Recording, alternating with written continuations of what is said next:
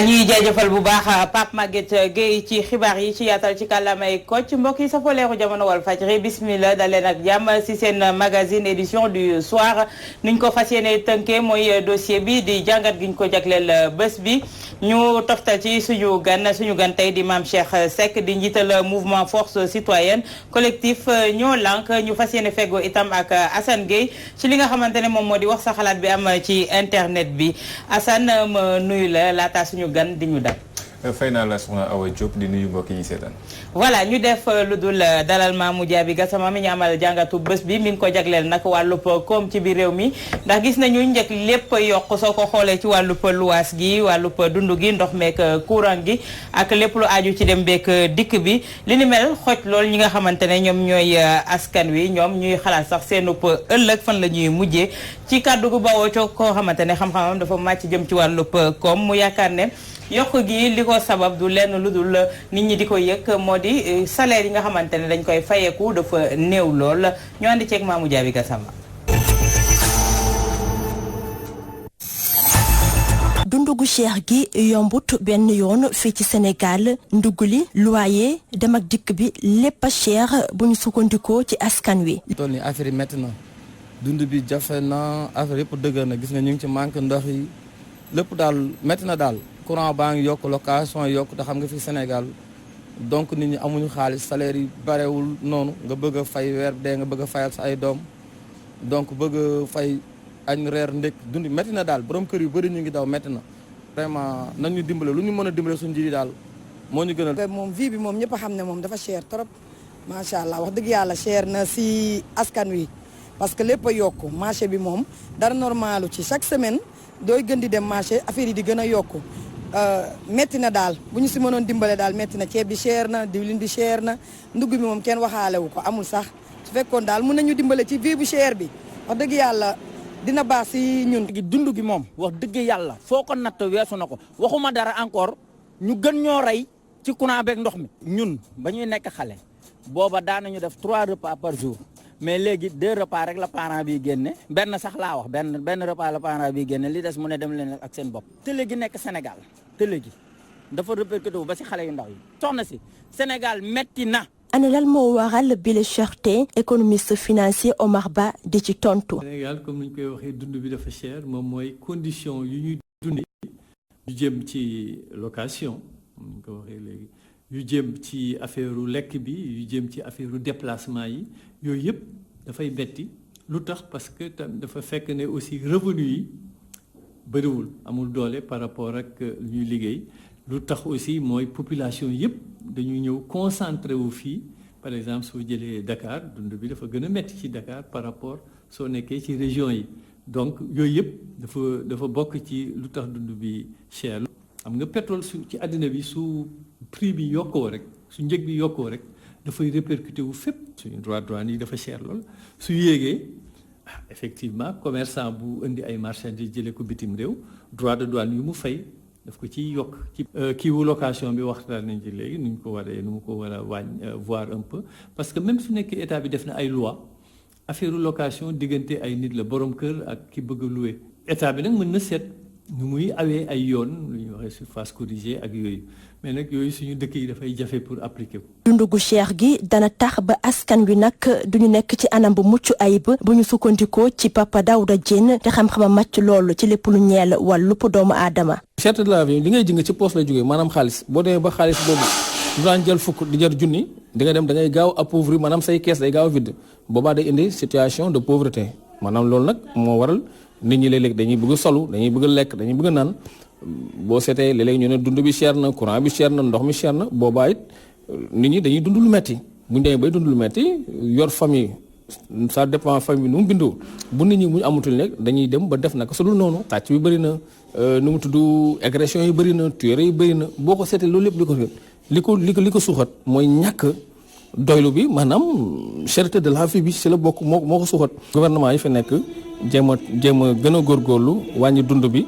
jéem a def le maximum. tey su ne ñu nemmeeku ab yokkute njëg li fii ci Sénégal te li mel bi mu tàmbalee yàgg na lool loolu waral sax Omar Ba te xam-xama màcc loolu ci lépp lu ñeel wàllub koom di ci indi ay saafara ngir rek njëg li bañ a yokk. dañu seet état nu muy wàññee taxe douanière yi bu ciy def mu seet loolu comme ça njëg bi mën a yomb bu boobaa. état bi mën na aussi yokk salaire yi yokk am yi loolu dafay tax nit ñi mën a am ay ressources état bi aussi mën na wàññi aussi impôt nit ñi di fay mën na wàññi aussi impôt yu société di fay parce que société impôt yu muy fay yépp koy dugal ci njëgu produit yu muy jaay su nekkee entreprise bi dafay defar ay produits loolu dina mën a tax léeg-léeg population bi c'est-à-dire donc nit ñi mën a gën a féex ak seen revenu waaye nag il faut que nit ñi liggéey. dundu gu cher gi nag mën nañ ne bàyyul kenn fii ci mim réew lii di loyer dem ak dikk denrée première nécessité ak lii di yokkute courant bi tax na ba askan wi nag nelawuñu ba yendoor loolu waral sax ñoom ñëpp taxaw daal di ñaax nguuru ko Sénégal ne indi ci ay saafara ngir rek mën a dàq ba faw jafe-jafe ya nga xamante ne moom la ñuy dund say su ne moom.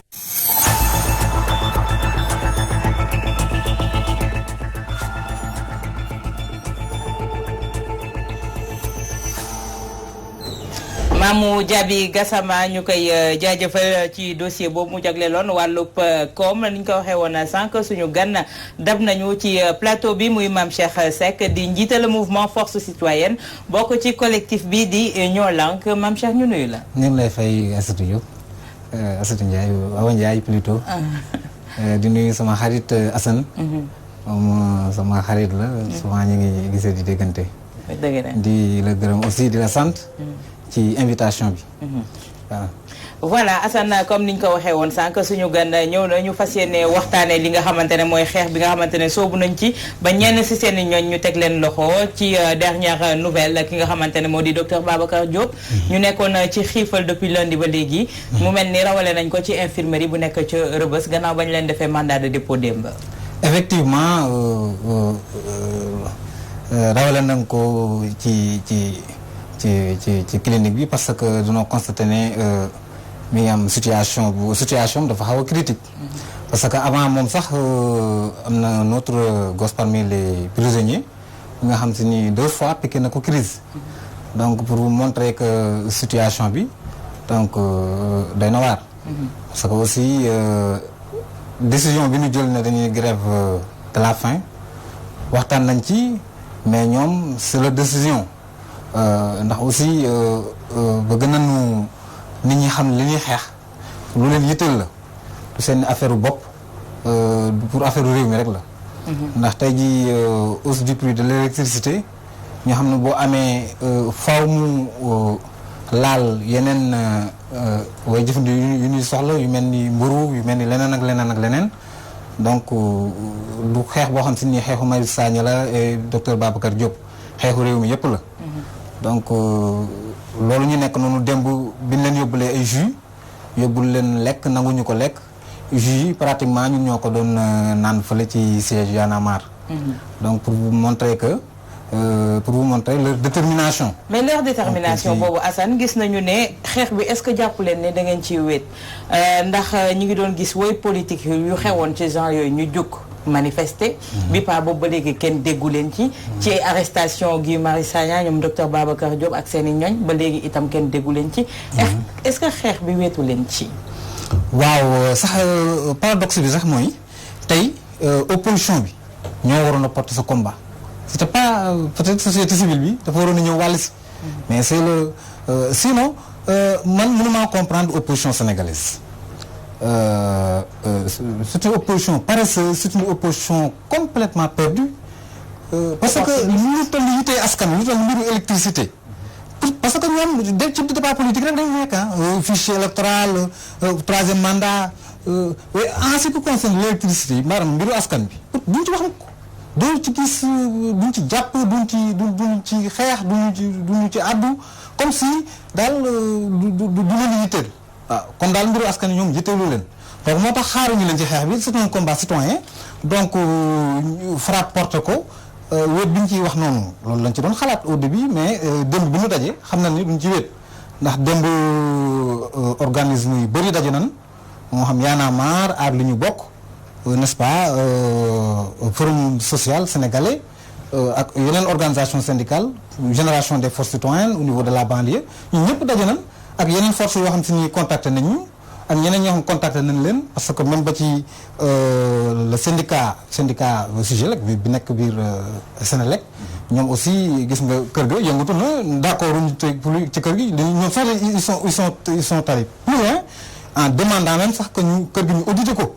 donc ñoom mbir mi donc ñu ci wet incha allah le 13 daal la ñu jàpp ne danañ def une marche nationale autorisé ou non danañ wàcc ci tali bi te ñun ñëpp incha allah da nga gis dana réussir. alors moom Cheikh sànq yaa ngi dal ci kaw opposition bi ngay jax ne opposition bu tayel la kon noonu nga ko waxee opposition paresseuse tey yéen a ngi bëgg a woote waat ngir moom mbooloo est-ce que li ngay def ni du gën a casser dynamique bi. non du ko casser ndax seen responsabilité la. parce que seen coalition bi mun naa ni seen mouvement bi ou bien plateforme bi benn parti d'opposition moo fi nekk muy FDS. waaw loolu mooy li ñu constaté mais bul fàtte ne aussi bi Y'en a marre di xeex en 2011 bi ñuy soulever avec coupure de l'électricité te les imams de Guédiawaye porté woon ko mais au début il y avait pas de parti politique kenn nekk ci woon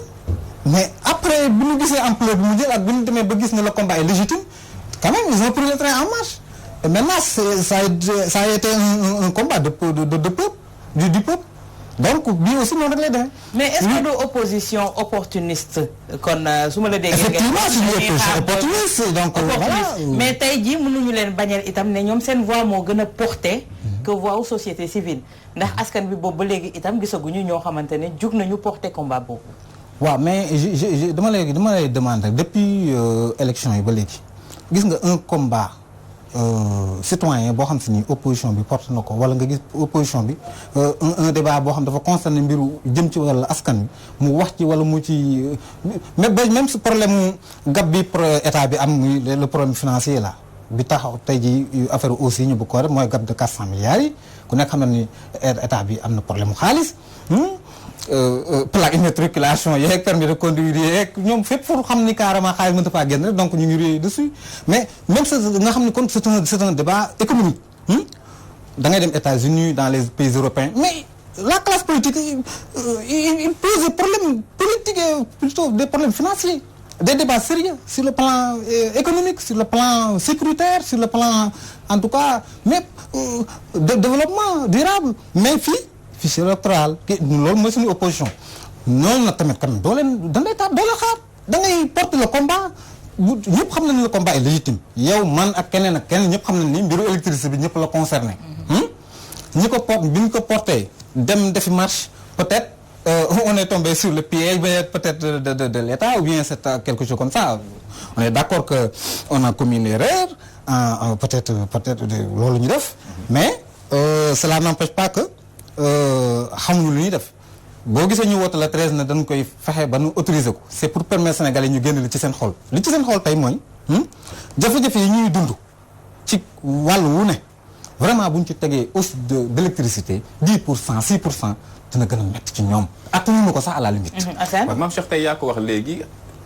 gëm ngeen wala jàpp ngeen ni def ngeen erreur bi ngeen demee ca pare ba mais est-ce que tey mënuñ nangul ni ñii taxaw yëkkati seen kàddu nañ leen sanctionné ndax ku juum lañ la war a sanctionné wala ñu tegal la si yoon. non mën naa nekk erreur de communication de ma part parce que aussi ñi ko def man bi jour marche bi man ak samay troupes ñoo nekkoon au niveau de la place de l'Obélisque pour permettre Guy et compagnie de tromper la vigilance de la police accéder au palais donc noonu la responsabilité est partagée ñi dañuy jël risque ñi jël mais loolu yëpp nag ci biir combat la rek moo tax cette fois-ci du mu dugg ci ay bras parce que jàppoon na ni Sénélec la ñuy dem bi ñu réunion démb dans l'après-midi aussi Y'en a marre li ñu jàppoon mooy dañuy dem Sénélec par la suite ñun dañuy dem palais parce que dañuy delluwaat palais loolu lañ d'accord parce que dañuy duñ dem Sénélec parce que mu dem ba palais donc wàññeeku dem Sénélec da ngay rabaisser wu non baar bi day yéeg. comme est-ce que Assane kon yéen fi mu nekk nguur gi li muy joué ak yéen mooy vous faire peur ndax lii mu teg ci kaw gi Marius Sagna ak ñoom Babacar Diop charge yi bëri na lool. est-ce que tey jii soo leen woote waat manifestation les gens vont vous suivre est-ce que tey jii nguur gi épée de Damoclès bi muy teg ci seen kaw bopp askan wi dinañ amaat sañ-sañu topp leen. moo tax ñu def ko marché boo xam si nii. marché bu ñuy autorisé la ndax place de l'Obélisque la ñuy dem mënuñu ko tere ndax. mais benn da nga waxtaan ne ak préfet sànq avec ou sans autorisation. parce que préfet benn waxtaan ak moom ci bu njëkk ba. préfet dañu ko dañuy dem palais. loolu mooy suñu itinéraire place de l'Obélisque palais. léegi mu ni du ñu ko nangul ñu ne ko kon place de l'Obélisque Sénélec. mu ni du ñu ko nangul ndax arrêté Ousmane Ngom te ku ne xam na ni arrêté. loi moo nekk au-dessus de l'arrêté constitution moo nekk au-dessus de quand même loolu moom voilà dinañ ko Marius Sagna bi ñu koy enquête ak compagnie loolu la leen wax arrêté da ngeen ko bara dañu xamal leen ni arrêté mënut a nekk au-dessus de la constitution quand même loolu ñëpp xam nañ ko kon xam nañ si ils sont gardés et puis comme des prisonniers donc doon leen loolu leen mën a jàpp des prisonniers politiques yaa ngi dégg ëllëg lu leen fa arrivé tey jii lu arrivé Babacar Diop dañ ko considéré la arrivé woon Blondin Diop ban koy rey gore loolu rek la est-ce que fexe ngir yoon am jar na jalgati yoon non duñu jalgati yi déggoo li ma la wax bii faa ñu autorisé ko xam nga pourquoi on a le temps le 13 c'est pas demain demain on a un point de presse au relais peut-être sax état bi danañu jiitu demaat xoxotal leen ñu bañ ñëw dalal on a un point de presse conférence de presse demain vendredi mais tey jii yéen a ngi yaa ngi nekk ci plateau bi yéen a ngi divulguer li nga xamante ne moom moo di seen ay non loolu que c'est clair dañ nañu suba dañuy def conférence de presse au relais yaa ngi wax wàllu marché bi yéen a ngi discuter entre palais. wala non loolu viré nañ ko dem évacuer nañ cette question dañ ni woon dañuy dem ba ñuy daje dem pour montrer la détermination des leaders qui se sont réunis hier c'est des leaders qui se sont réunis même les organisations syndicales ont été représentées donc mais dañ ni woon duñ dem palais ba pare wàññeeku dem Sénégal wala dellu palais de l'Obélisque dañuy safal. mais tey jii bu ñu bëggee gis ne pardon que askan wi bu leen entraîné ci loolu nan demee xel. nous sommes des responsables aussi parce que tamit duñ ay ñoo xam te ni yu batan non ay ñun comme ni ñu koy waxee sax diñu des fois diñu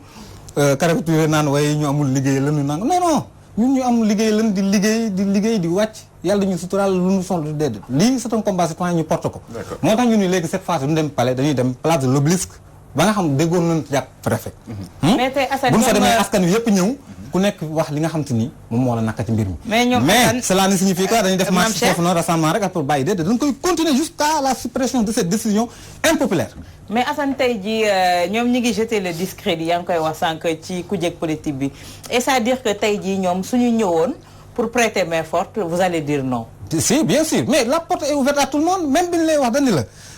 amul kenn ku ñu bàyyi. toutes les forces suñu décidé woon ñëw da ngeen nangu ñu agsi ñun sax bu ñu fekkente ne sax pare nañ pour ñëw ci marché bi ñun ñu jóg seeti leen parce que démb on a mis en place un comité boo xam si nii loolu rek ay rôle man mii di wax ak yoon fi mu toll nii j'ai parlé avec quelqu'un qui nous a mis qui pour nous trouver une audience auprès du khalife général de Layène dox na ko donc week-end prochain war nañ ko gis suñu Mbaye Sy Mansour sànq am na ku ñu wax ni carrément fii ba 22h dana ko jottali li nga xam si ni aussi moom mooy li ñu décidé ndax le président Macky Sall il faut ñu wax ak moom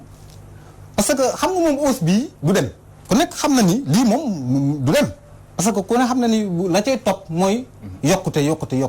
du mënta kii te le problème mooy bàyyil ñuy sànni askan wi wala di nit ñi di dugg ci débat yoo xam te ni nekk ci télé yi wala ci rajo yi di expliquer askan wi des choses yoo xam ne substantielles non xam nga problème bi lan la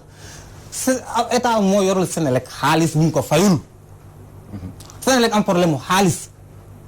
ni plus ni moins amul leneen lu ci waaye débat ci biir économique ay débat scientifique moom Cheikh ma jàngatee wax kàddu yi nga mujjee yëkkati daanaka yéen si apaisement ngeen jëm ndaxte kilifa yi ngi fi tudd ñu mel ne xalifu Laayeen ñu mel ne xalifu Tiwaawoon yaakaar naa duñ leen motiver si ngeen wàcc si mbedd mi dañuy woote ngir ngeen jàmm am li ñu bëgg ci ñoom xam nga mooy lan moo ñu conseiller Macky Sall parce que ci lu fi mus a xew nit ñi dem nañ wax ak ñan war a waxal parce que réew mi comme dañ ñëpp yore kilifa donc waxal ak ñëpp mais loolu c'est pas par rapport à la marche ak yu demee noonu mais pour que ñu wax ak moom mu trouver une solution alternative parce que am na moom mën na trouver une autre solution bu dul hausse des prix ku nekk loolu xam na ko loolu nag par rapport ci loolu lañ koy kii mu dox ci. mais est-ce que tey vous avez bien étudié la situation ndax gis nañu ne ay manifestations yàgg na fi am ñuy jàpp ay nit et Macky Sall musul fléchir tey jii ndax yaakaar ngeen. ak seen ay mouvement ak yi ni mel dina tax tamit mu fléchir ndax yàgg nañ koo ñaan ci mbirum Karim Wade ci mbirum Khalifa Ababacar Sall et depuis lors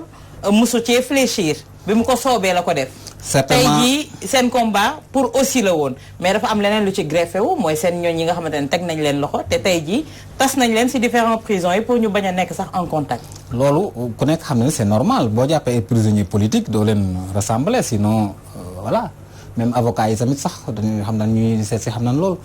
mais boo nee du Macky Sall du fléchir donc bii passé de fléchir na moom bii passé xam naa certainement mu leen source yi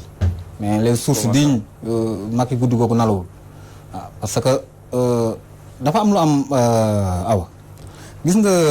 day fait semblant parce que xam nga état le président de la République dafa am au niveau de sa communication ñuy travail image am les gestes aucun détail duñu bàyyi benn détail duñu omettre aucun détail yëpp c'est important léegi nag ñoom ñooy travailler à ce que mu wane en image que ni il est confortable. Man, il est parle même pas de dans ces posture conditions boobu. de mais le président de la mais ci République ay jëf. non dama lay xamal ne il n'est pas il est dans une situation inconfortable parce que si loolu moom laa lay expliquer ñooñu defar image bi day faire semblant ni nii il est ça va il garde la situation mais il ne contrôle plus la situation il est dans une situation inconfortable xam nga lu ko waral mooy il est en phase de réaliser la phase 2 du plan Sénégal émergent les partenaires am na lu ñu dugaloon lu tuut am na loo xam ne duggagul te li duggagul moom moo ëpp d'ailleurs sax phase 2 bi la ci war a dugg ëpp mais les investisseurs ont posé une condition stabilité politique il faut stabilité am sans stabilité duñ dugal seen xaalis kon moom il n'a pas intérêt à ce que muy bàyyi di prospérer. mais est-ce que yaakaar ngeen ne libération wu seen camarades yi dina yomb suñu gisee charge yi nga xamante ne ñoom la ñu ngàll ci seen ndodd. xoolal gis nga yooyu du charge dara xam nga politique bu nekkee ci biir langue politique. bi ci wàllu yoon ay journalistes non defal naa gis nga. quand on parle de rébellion voie de fait violence sur des forces de l'ordre trouble à l'ordre public manifestation interdite tout ça c'est lourd dafa diis tamit. waaw mais xam nga fi mu toll nii ci affrontement lañ jëm. affrontement boo xam si ni tous les acteurs avertis savent que on va vers des lendemains de troubles. loolu moom ñëpp xam nañ ni carrément ñii ak Macky Sall frontalement danañu laale te Macky tamit xam na ni danañu laale yàgg-yàgg. d'accord mais non si c'est important. xam na ni ci situation de trouble lañ jëm. moo tax moom personnellement loolu moom waru ko seetaan parce que les investisseurs yeeg. ak la sous-région bi nga xam si ni ñu ngi ci ay trouble yooyu yëpp ay mbir la yoo xam si ni investisseurs yi dañ ciy tenir compte donc moo tax ñu demander ko à ce que mu stabiliser réew mi parce que yow fal nañ la à 58% tu as toutes les cartes en main rien ne vous empêche de travailler dans le cadre de la stabilité mais pourquoi donc muy jël des décisions impopulaires yoo xam si ni tey jii am na une autre solution des solutions alternatives donc c'est ça le problème aussi. d'accord Mame Cheikh Seck di njiital mouvement force citoyenne bokk ci collectif ñoo lànk dinañ dellu si waat ak moom ci kalamay nasaraan waaye laataa ñuy kii dañuy wéy ak Assane ni ñu ko waxee woon sànq ci wax sa xalaat bi nga xamante ne moom moo am ci internet bi tey ci lan la ñu sukkandiku. tey ci wàllum politique la ñuy des rawatina wàllum diplomatie ndaxte Emmanuel Macron di njiitu réewu France dafa woo ay njiitu réewu Afrique rawatina Afrique si Sahel bi. ñu mat juróomi njiitu réew maanaam convocation la sax noonu la ñu ko tuddee si internet bi ngir daal di waxtaanee ëllëgu France si Afrique ba waxtaanee ëllëgu réew yooyu. waaw may ko ne OTAN moo leen tax a jóg. beneen mbir mu gën a doy waar loolu. alors muuree nañ ko noonu di wax ne rek li tax muy gën a waxtaan ak ñoom moom mooy présence armée française si réew yooyu nga xamante ne mi ngi si Sahel bi waaye nag jur na coow lu métti si internet bi dañuy dem rek directement ak ñi ko commenté Nathalie Yam moom moo njëkk a commenté muy doomu Côte d'Ivoire bokk si parti boobu di leader di xam leen ni nag Macron moom daal dinay woo juróomi njiitu réew Afrique fële ca Paris ngir daal di leen jox ndigal ñu daal di dëgëral taxawaayu armée française si Sahel bi waaye nag man bu ma nekkoon njiitu réew bokkoon si njiitu réew yooyu du ma sax bouger fi ma toog damay woo Macron wala mu daal def Twitter ne ko Macron Emmanuel Macron bring your boys back to France maanaam delloo sil say ndaw ca sa réew kii di Christian Diagne moom it commenté na jëmale ko ci mbir yi muy wax ni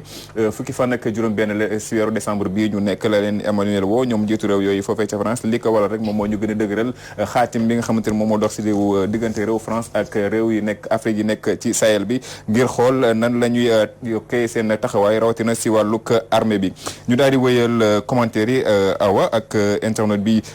tudd Momar Sey mu ngi Momar Soxna Fall Guèye la tudd moom mi ngi nekk nag lii la dafa doy waar ndaxte dinañ ci kontaan yow mi nga xam jox nga ñu information bi ndax ñu mën a xool ñun naka la ñuy taxawee ci mbir yu ne mel waaye nag li si gën a doy waar rek moom mooy ay li ñuy ñaan leen loo xamante mën nañ jàpp ni mbégte la mooy lépp lu ñu mën a signé rek ñun ëllëg war nañ ko mën a dindiwaat ndaxte accords yi daal accords yu réversible la Christian ne ko nag loolu nag yaakaar naa du moom mooy taxawaay bi ñu war a taxawee ndaxte li ñu war a bañ moom mooy ñu signé accords yi waaye duñ leen bàyyi bañ signé ko pare ñuy def nuñ koy dindee ndaxte intellectuel yi nag war nañu jóg yëkkati ay kàddu ngir mbir yu ni mel bañ a am ñu jeexal ak ki nga xamante ni moom mooy Thierno Diop ne ko fi mu nekk ni Jean-François sax la ñuy njëkk a lire Jean-François Améga moom mi ngi naan surexploitation minière bi bu leen ko fàtte ndaxte bokk na si li ñu nar a waxtaanee foofu te buñ ko waxtaanee fi mu jëmale réew yi du doon li gën Thierno Diop nekkoon nag doy na waar waaye yaakaar naa ni wéy na mbuus nooteel gi kañ lay jeex mooy laaj bi ñëpp sampoy ba tey amaguñu tontu gi te tontu gi yaakaar naa ni njiit ju ko mat moo ñu ko mën a indi jërëjëf Assane Gueye ñuy jaajëfal itam Mame Cheikh Seck ñu jox leen dig daje ci kanam tuuti après xibaar yi ci kalamay nasaraan ngeen fas yéene ci ànd ak Khady Silla ñu dellu siwaat ci deuxième partie seen